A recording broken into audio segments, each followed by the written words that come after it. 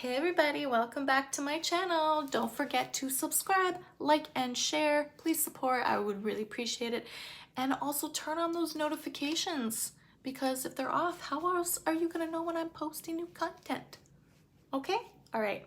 Anyway, I'm gonna get right into everything about my first experience with chemo along with side effects that I went through and just share as much information as I can. So basically, before my first treatment, I had to go in for routine blood work to check my white blood cells and my electrolytes to make sure that my levels were really good. Then the next day was chemo day. So as long as my white blood cell count is good, etc., I can get the chemo. Otherwise, I would have to postpone chemo because during chemo, we lose like the bad cells, like the cancer cells and cells that are affected, but we also unfortunately lose our good cells, our healthy ones as well, which is why our levels can drop.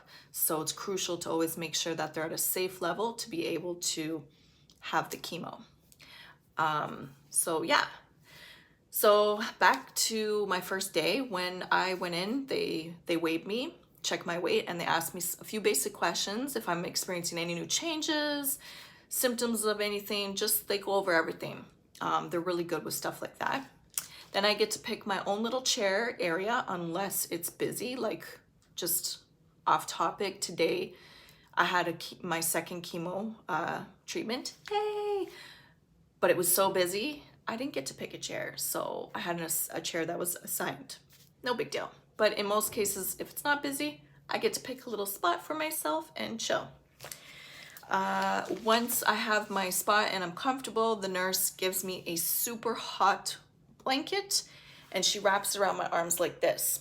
And I sit there for the next 20 minutes. And basically that hot blanket opens up the veins, gets them nice and opened up, which is good for not just the IV and everything and the chemo going through the veins, but it also helps the needle ease into the vein a little bit for the IV, because for me, I hate getting IVs. I have very thin veins and they're stubborn. Perfect example, this big bruise here, and that was from yesterday getting blood work. Simple blood work. But anyway, once that's complete, they put the IV drip in me and that starts for a good hour to get my body nice and hydrated, because chemo is very dehydrating. It like takes all the water out of your body. So you have to really make sure that you stay hydrated during chemo and after chemo. During that drip, they come at some point and give me a bunch of pills to take all at once. I think it's about 4 pills, 4 or 5. I can't remember. I'll put a little clip or something in here, the pills right there. Those are mainly for nauseousness, tongue-tied, and vomiting to prevent it, because obviously they don't want people feeling that way during chemo, right? So that stuff really helps. I don't feel sick at all during my treatment. It's pretty smooth sailing, except for one of the chemos, which I will talk about. So once the meds have gone through my body and it's been over half an hour, they go grab my medication, and then they start my chemo for me. So the first chemo that I do is this one. It's called doxorubicin. And then the second one that I do in the same day is this one. And this one I do after the doxorubicin. The second one is pronounced cyclophosphamide, something like that. It's not an easy thing to say. Now, the doxorubicin is very potent. It's apparently the most potent chemo drug on market. It's very old school, so it's been around for a long time. The color of it is red, very red, which is why it apparently has earned its nickname Red Devil. When I first found that out, I was like, coming in? What? But it's okay. You know, I'm used to it now. I get injected with 2 fairly large syringes, which I'll show a clip of the process. So they're 2 large syringes, and they inject me very slow just because it is very potent. My body needs time to like let it kind of go through at a slow pace. Then once that is done, they get that second treatment. They swap it out of the IV, and it's a baggie about that big, and that chemo is clear. It looks like water, but I will say that one sucks. I don't like it because within about 10 minutes or so of them starting that drip, I start having symptoms of severe sinus burning, and it burns all into the nose, and it makes my eyes water, my nose run. It's awful. It's basically like if you jump into a pool and all that chlorine and everything just barges up your nose. It's pretty much like that, but even a little more intense. And then I start fidgeting in the chair, and I'm moving, I'm holding my nose, and like my eyes are running. It's not fun. It's not fun at all. So yeah. But on the plus side with that, once that drip is done, they do a little bit more of an IV drip after, just like a, IV flush, just to flush my body out a little bit. And then within like 10 minutes, 15 minutes, those side effects have subsided, which is good because, yeah, that actually really sucks. But overall, during my whole treatment, it's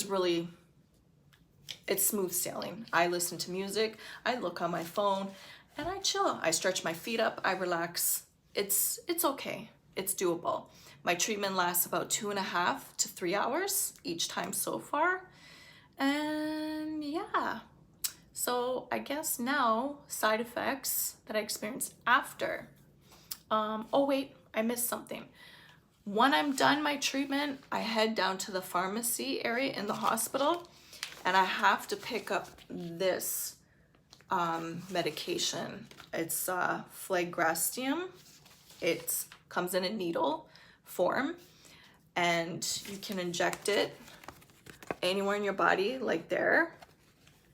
I was showed after my first treatment how to do it. So 24 hours later, I had to return to the hospital and do the shot. It's crucial because this helps boost up your levels a lot quicker, your white blood cell levels. So yeah, it doesn't hurt. The nurse showed me how to do it. I did it in my belly. Just grab a little bit of my nice soft belly here and just put it in on an angle. Boom, done, 2 seconds. I actually love the fact that I can inject that at home now in my own time, because it saves me the stress and hassle of going all the way to a hospital or a private clinic just to have them do something that literally takes less than a minute. So yeah, I will mention that. Now, with side effects, one of the side effects from that shot is muscle aches and bone pain. The muscle aches and bone pain started within 24 hours after the fact. It was very uncomfortable. It was very consistent. There was really no sense of relief or break. The muscles didn't bother me too much, the aches. It was the bone pain for me. Feeling my bones aching all over nonstop was very hard on me. I didn't have much relief, maybe temporary relief if I had a hot shower or heating pad. The Tylenol barely took the edge off, so it was a lot to kind of manage. That lasted a good 2 days straight. Along with that, I also developed a severe headache / I guess migraine, which lasted for 3 days. That also was awful for me because I'm a bit of a big baby and I don't like headaches. I don't like head pain at all. So I didn't do very well when it came to the migraine or headache. Nothing helped it. I took Tylenol or Advil. Wasn't supposed to have Advil. I didn't know that at the time, but now I know. But nonetheless, I had it, the recommendation doses. It did nothing at all. I even had a peppermint roller and stuff to try to rub on my temples and stuff. It maybe helped take it away for like 10 minutes, but then as soon as the oils faded, it was like boom, boom, boom. So that sucked. That for me was pretty rough. I had no vomiting. I had mild nauseousness that would come and go. Usually when I was about to eat or something, I would have it. So I ended up just having to take a total of 3 nauseous pills. So it wasn't really that bad. The only thing I didn't like with the nauseous pills is that a side effect is constipation. So I ended up developing that. Manageable, but also not fun. Who wants to be constipated? I don't think anybody does. So that did suck in a way. But yeah, another side effect, my mouth would get really pasty and I would have a little trouble swallowing. So I always have like my water and stuff on call. Take a drink now.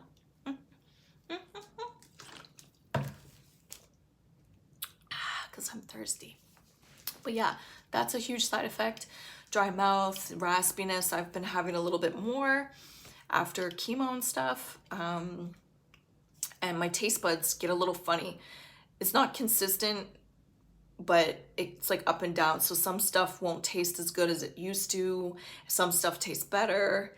It's hard to explain, but I've been going through that a little bit, but it's not like all the time. Another side effect that I experienced about 24, 48 hours was major fatigue and weakness, like big time. So for example, something as basic as me sweeping my room, I would be burnt out. Me leaving my bed to go to the washroom and walk back, completely like wiped out, burnt out, just done, tired. When I was in the shower, I would get a little queasy and lightheaded, and I would have to sit down and take breaks because just trying to wash my hair, wash my body, shave my legs, it would get too much for me. And it was a little upsetting and frustrating to go through that because being very independent and such an, active person, to feel that way was kind of like, wow, it was really hard to cope with. And that also lasted a good about 3 days straight, almost 4 days. By day 5, most of my symptoms were completely gone and I was basically back to myself. So yeah, and I had a little minor loss of appetite, but it wasn't anything too severe. I would have to really force myself sometimes, like remind myself, like you have to eat. So I would just have like smaller portions. Even now, I still have smaller portions. I do have a dietitian. So anytime I have concerns or questions or I'm unsure about something, I ask them for their opinion. There's obviously, a lot of people will say, do this, do that, have this, have that. But I just kind of trust myself, listen to myself, and I do what I think is best for me. But I also take the advice of my dietitian and specialists, etc. Any other symptoms? Yeah. Another symptom that I've been having, which is a delayed one, is unfortunately I've started to lose my hair. As of yesterday, it started falling out in clumps. I bawled my eyes out in the shower because I clogged the drain because there was so much hair coming off my head. I pretty much cried all day yesterday, actually, come to think of it, because it was really hard to see my hair just falling out like that. Even today when I was doing chemo, sitting in the chair, it was all over my shirt. It would just fall like nothing. And I'll show you what that looks like. So this was before I took this video.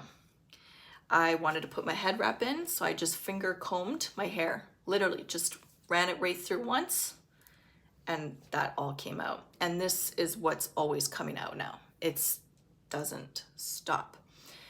So with that being said, I'm planning to shave my head this weekend because it will just spare me a lot of the emotional and mental hardship on myself, because it's hard to see that constantly, or just wake up and see tons of hair on your pillow, just even just taking a comb just to lightly, slowly comb it out. It's just like hair falling all over my floor. So I would rather just shave my head at this point. So yeah, that's another huge, I guess, side effect, but that one's more delayed. This has been almost pretty much 2 weeks after my first treatment where I've started to lose hair. I haven't lost any other hair, no eyebrow hair yet.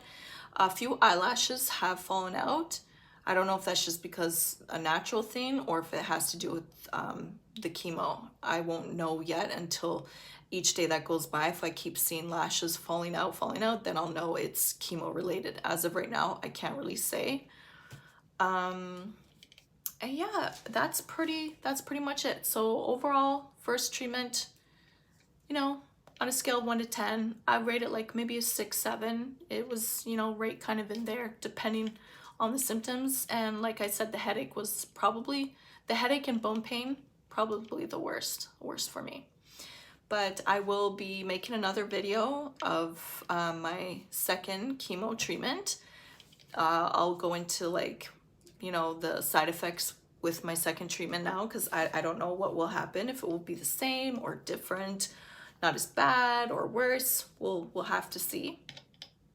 And yeah, one other thing before I forget too is with the doxorubicin, because it's red, when you do use the washroom, the urine does look a little pinkish red for the first 2-3 times, but after that it's back to normal because there's just so much through your body's passing a little bit out, which you have to be very careful to cover, make sure this toilet is down. So I really make sure everything's like down and safe, because you don't want any wet particles flying up, because it will have chemo in it, which is toxic to family, and it's toxic even to yourself to get on your skin. So you have to be very careful. And I do flush, I'm supposed to flush the toilet twice, so I make sure I do that, and I have to keep that up for the first 48 hours. By the time it's 72 hours, I'm in the clear.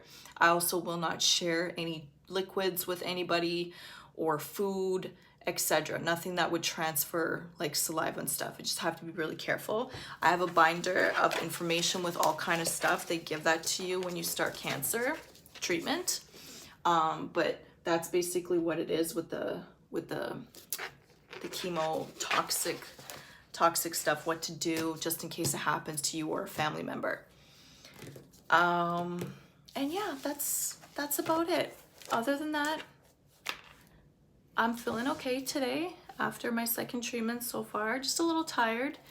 And yeah, I will make another video in regards to that. If I've forgotten anything, I'll try to mention something maybe in the next video. And if you out there have any questions, anything at all, please don't be shy. Hit me up in the comments, ask anything you want. Again, this is my personal experience. This is my journey. I can't speak for anybody else or what kind of side effects someone else might have. They can range, everyone's different. And yeah, you just take it, again, one day at a time. And I definitely keep myself really hydrated. I also drink Gatorade here and there, especially after chemo. Usually I'll have my Gatorade maybe 24 to 48 hours after, to make sure I'm getting some electrolytes back in my system. So yeah, other than that, that's about it, everybody. Thank you again for watching my video and tuning in. And I hope you are very well and healthy and happy out there. And I'll see you soon.